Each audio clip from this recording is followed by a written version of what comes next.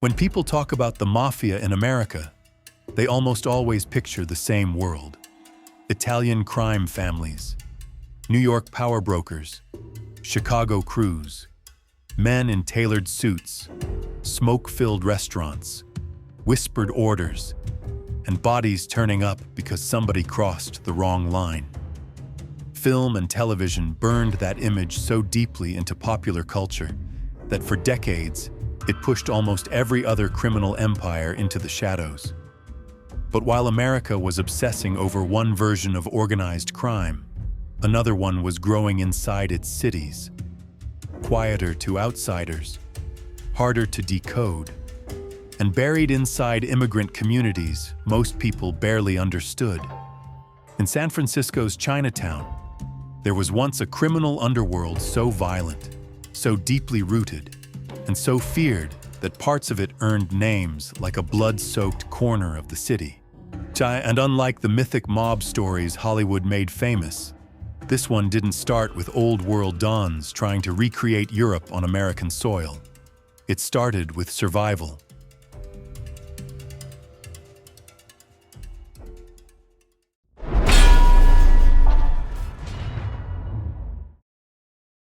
In the 1800s, Chinese immigrants arrived in San Francisco carrying more hope than protection.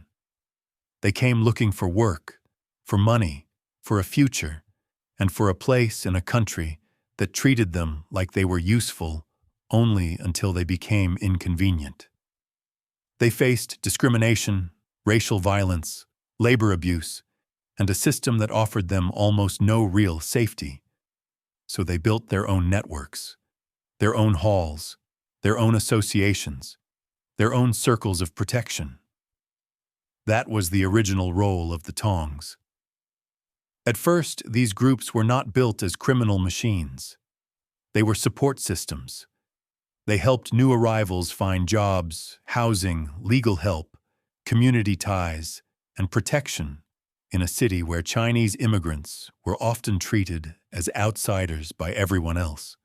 In another life, they could have remained exactly that, immigrant institutions built out of necessity.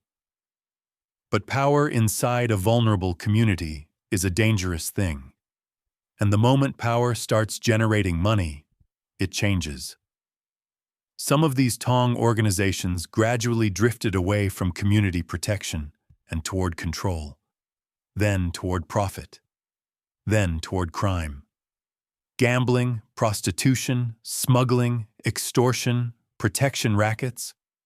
What had once been framed as mutual aid slowly fused with the logic of the underground economy.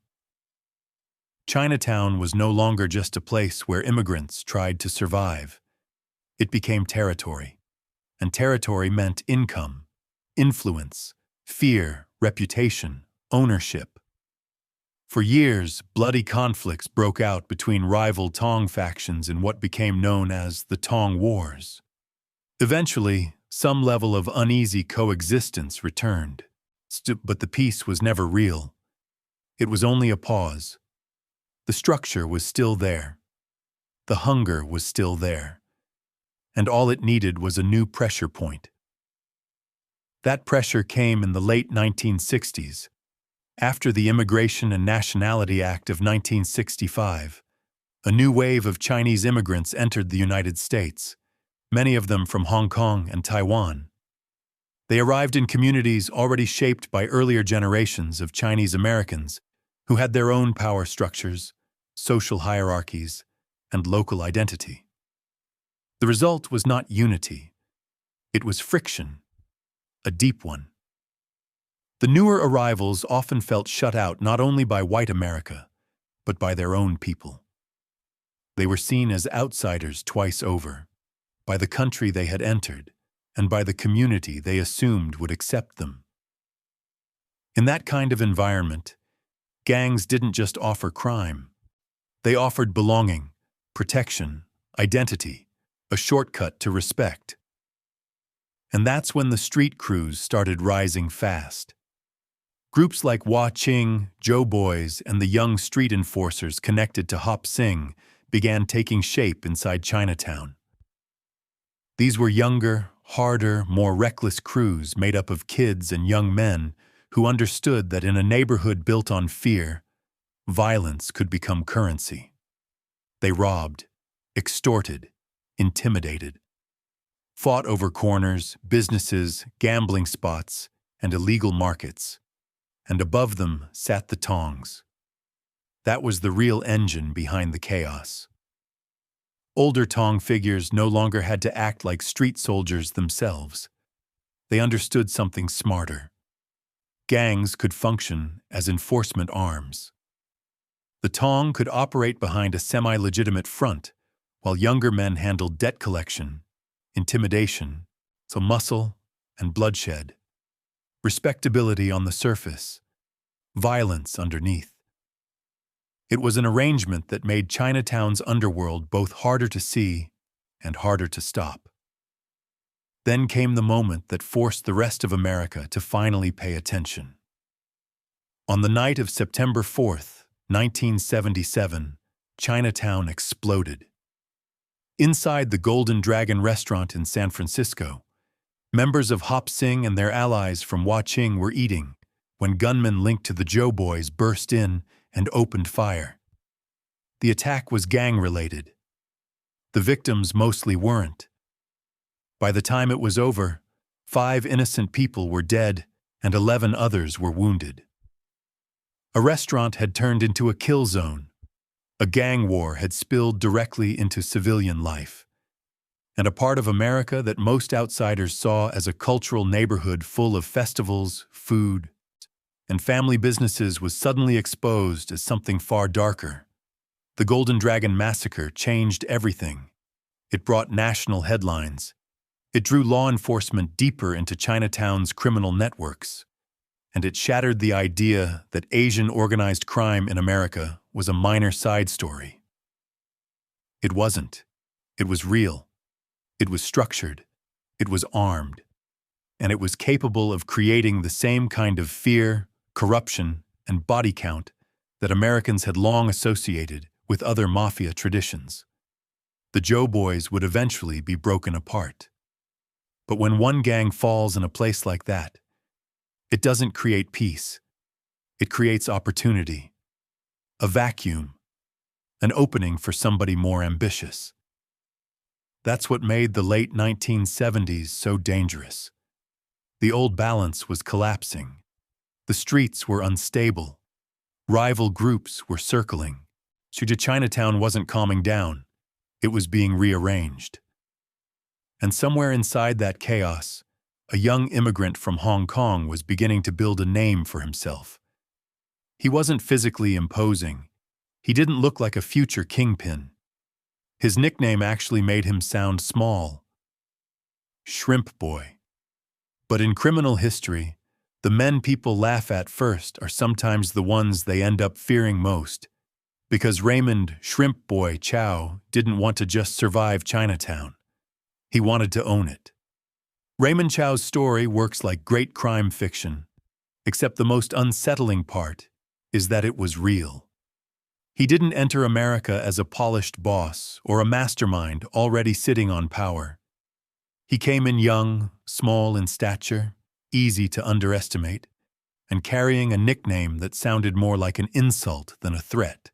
Shrimp Boy. The kind of name people might laugh off, but men like Chow often build themselves around one obsession: never being dismissed again. Born in Hong Kong in 1959, Chow moved to the United States at 17. By the time he landed in San Francisco, Chinatown was already a pressure cooker. Street gangs were fighting for turf. Tong influence still lingered over the neighborhood. Illegal gambling, extortion, smuggling, and violence were woven into the local underground economy. It was the kind of place where a kid with no status could either get swallowed or get harder. Chow chose the second path. He built his reputation through fights, robberies, intimidation, and raw willingness to get violent. He wasn't just another angry teenager running with a crew. He understood that in a world built on fear, violence could be turned into status. and status could be turned into control. He wanted more than quick money or street respect. He wanted position. That ambition showed up early in the way he moved. One notorious incident involved Chow and other Hop Sing members attacking a group they mistakenly believed was running an illegal gambling operation on their turf. Once they realized they had the wrong people, they still went ahead and robbed them. That detail matters because it reveals the core of Chow's worldview. Once force is in motion, right and wrong no longer matter. Only domination does. In 1978, he was convicted and sentenced to 11 years in prison. That should have derailed everything. Instead, prison hardened him in a different direction. He didn't come out humbled. He came out more focused. He reportedly trained in martial arts, built new relationships, and started thinking less like a street thug and more like someone who wanted to move through a larger criminal system. Prison didn't kill the dream. It sharpened it. But when Chow was released in 1985, Chinatown had changed. Hop Sing had been weakened. Many members had shifted toward Oakland. Wah Ching, under Danny Wong, had become the dominant force. Chow wanted power, but power was already occupied. That was the moment where his story stopped being just about local gang warfare and started becoming something much bigger. Enter Peter Chong. If Chow was a street-level predator with rising ambition, Peter Chong was strategic organized crime. He was tied to Wo Hop To, a major triad organization out of Hong Kong, and he had arrived in California with a much broader plan.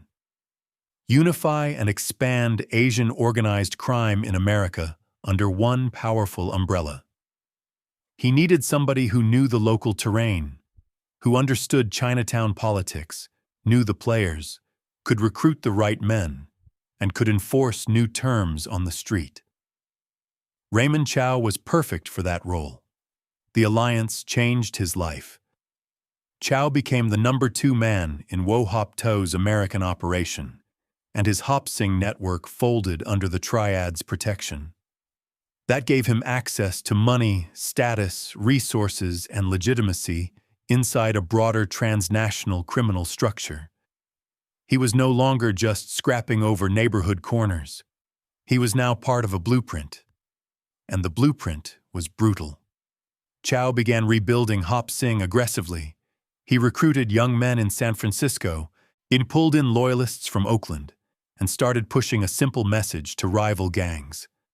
Join us or die. It was the logic of forced consolidation.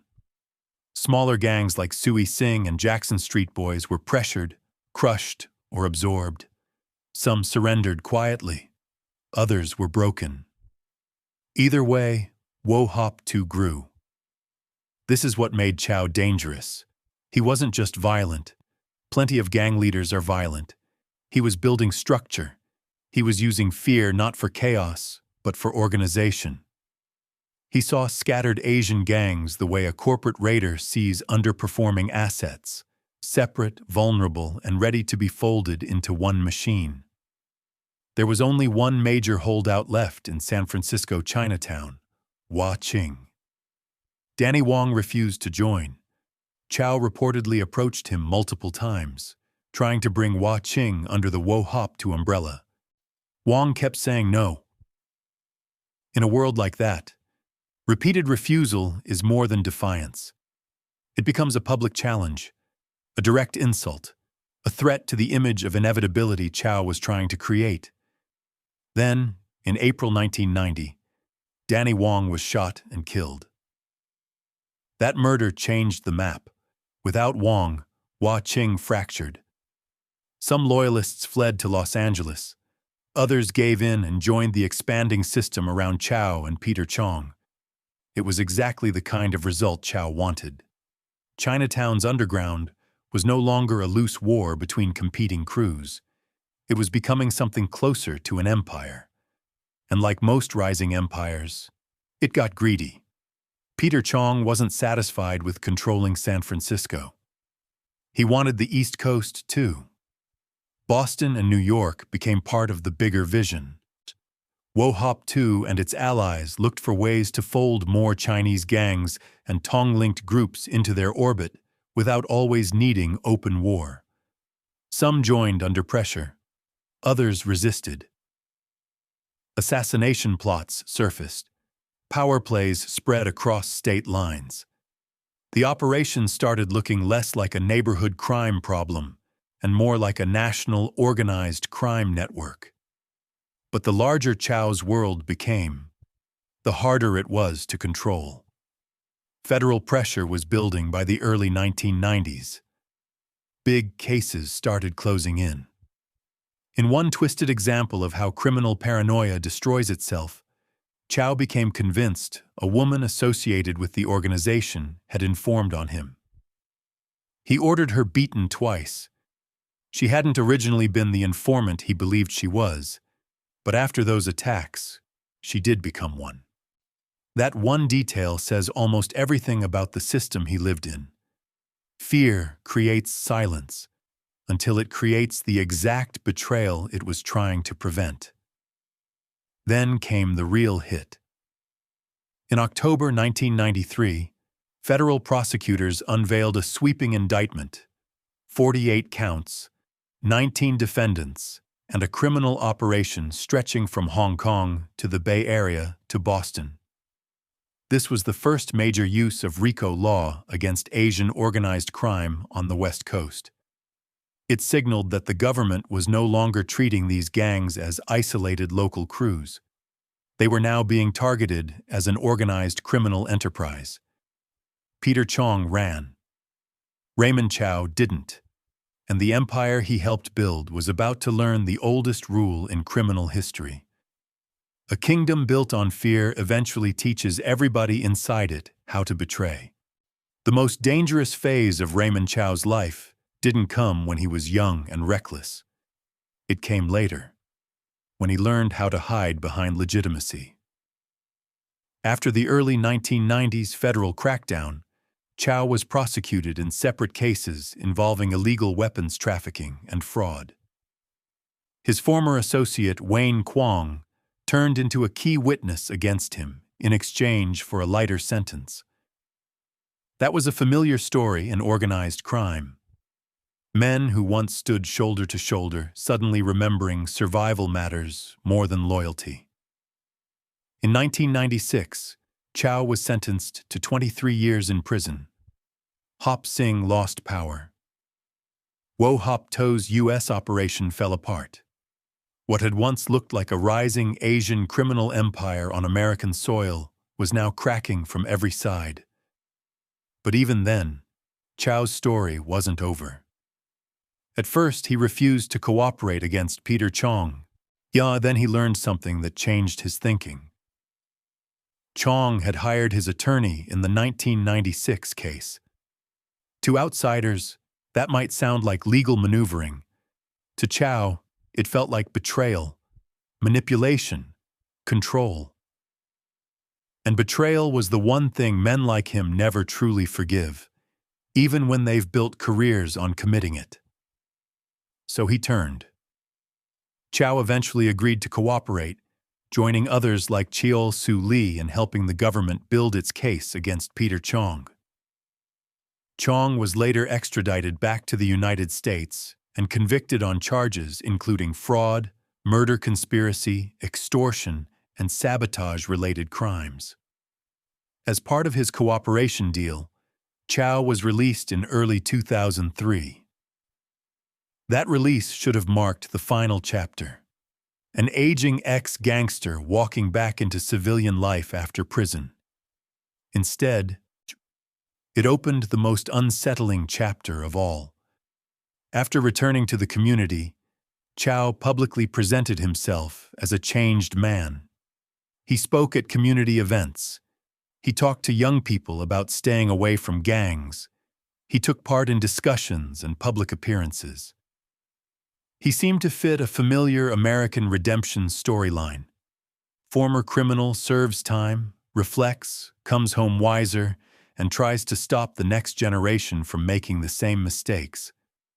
It was a powerful image, and according to prosecutors, it was also a mask. Behind that reformed public persona, Chow was allegedly moving back toward power. This time, not as a wild street enforcer, but as a figure trying to reclaim control through organizations that still held community legitimacy. Hop Sing Tong and Gi Kung Tong both were under the influence of Alan Leung, despite a respected and legitimate community leader. Leung went to the FBI and warned them that Chow was trying to extort him. Nothing effective came of it. His fear grew. His paranoia deepened. Then, in 2006, Alan Leung was shot to death in front of his wife. The murder stunned Chinatown. Chow attended the funeral, but suspicion followed him everywhere. He was arrested, taken to trial months later, and then released because prosecutors lacked enough evidence to convict him. Officially, he was free.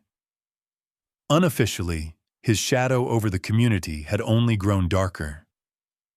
In places shaped by decades of fear, acquittal doesn't erase suspicion. Sometimes it strengthens it. After that, Chow's position seemed to improve. He took on a leadership role in Gi Kung Tong and continued operating in both respectable and underground circles. But what made him especially effective now was his understanding of image. He didn't just want power. He wanted visibility, fame, social access, a cleaner surface. He appeared on shows like Gangland and National Geographic. He used his role in Tong leadership to build relationships with public figures and influential members of the community. He looked less like a traditional mob boss and more like a man who had weaponized his own notoriety. He understood that celebrity could sanitize reputation just enough to make darker business easier. Then politics entered the story. Around 2010, Chow became linked to operations involving gun trafficking and money laundering with California State Senator Leland Yee. That connection changed the scale of the case entirely. Now it wasn't just about Chinatown or Tongs or old gang rivalries. It was about the possibility that a veteran underworld figure and an elected official were moving inside the same criminal orbit. At the same time, Chow was fighting for leadership of Hop Sing Tong itself.